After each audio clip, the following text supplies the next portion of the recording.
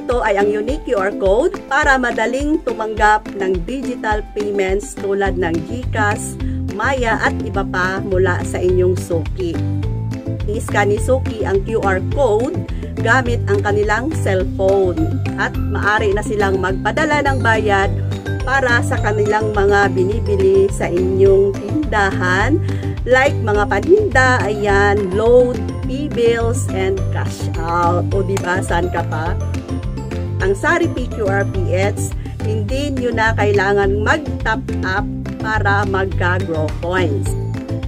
Ikabit lang sa harap ang QR code para kita ng mga suki na tumatanggap kayo ng digital payment sa inyong tindahan.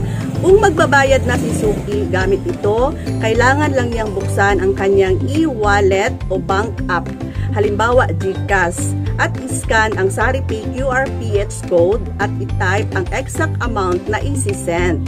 Pagkatapos i-send ni suki ang kanyang payment, ay magkaka-instant notification kayo sa grocery app.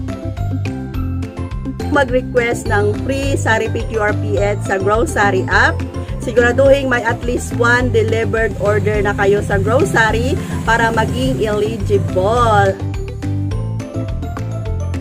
Click ang My Saripay QRPH.